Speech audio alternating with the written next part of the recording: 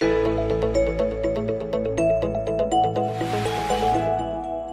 I look at this week's Parsha, I'm reminded of a line I heard from Rav Moshe Lichtenstein a bunch of years ago, in which he said he'd been learning Sefer Bereshis with his daughter that day, and he said he felt bad for her because he realized it was the last time that she would learn Sefer Bereshis for the first time.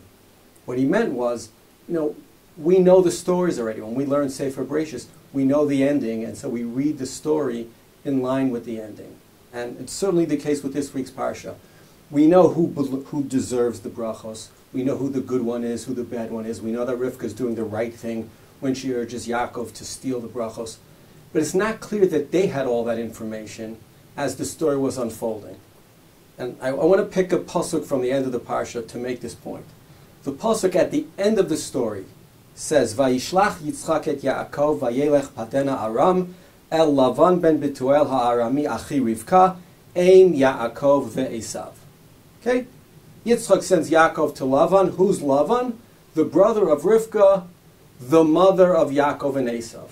And everybody thinks the same thing.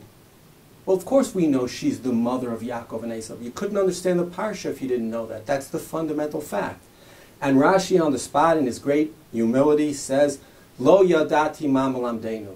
I don't know what the Torah is trying to tell us by those words, Ein Yaakov ve'esav. But Rav Lichtenstein Zatzal did. And I remember he said, Im kol hakavod l'Rabbeinu Rashi. I know what those words mean.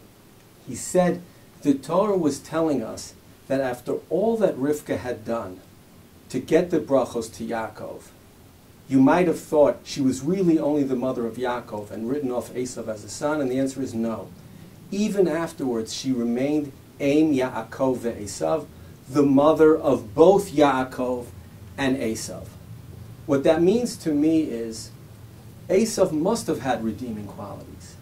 It must have been hard for Rivka to urge Yaakov to do what he did, because there maybe were reasons for Esav to get the bracha. And maybe Rivka had doubts. Maybe she really did. But she had to act in the way that she acted because she felt like that was where the future of Klal Yisrael lay. And when you think in those terms, you reread the Parsha, and certain psukim jump out of you as being more authentic than perhaps you'd thought to begin with. The pasuk that comes to mind is obvious. After Yaakov has received the brachos and he comes back and Yitzchak says to him, "Sorry, Esav, I have nothing for you," the pasuk says, "Vayomer Esav el avi, haberacha achasi lecha avi, barcheni gam ani avi, vayisa Esav kolo vayevk." Esav, the hunter-warrior, breaks down and starts crying like a little baby. And it dawns on you, this is no fake. Esav really wanted the brachos, and maybe he really wanted them for the right reason, and he felt incredible pain over not getting them. The story is as we always understood it. The right person got the brachos, it's true. But there had to have been some doubt in the middle. There had to have been some merit for Esav in the middle. There was a reason why. There was a reason why it played out as it did. And there's a reason why at the end, Rivka remains Ein Yaakov ve'esav. And I suppose the lesson I take from it is that sometimes the right decision is not 100-0. Maybe the right decision is 75-25. Maybe there are merits on the other side.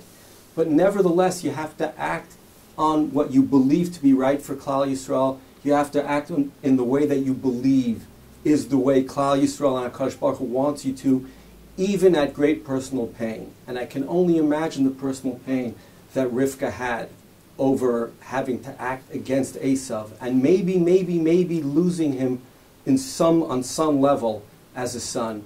But she did what she did for the future of Klal Yisrael, and we, her children, are the beneficiaries. Shabbat Shalom.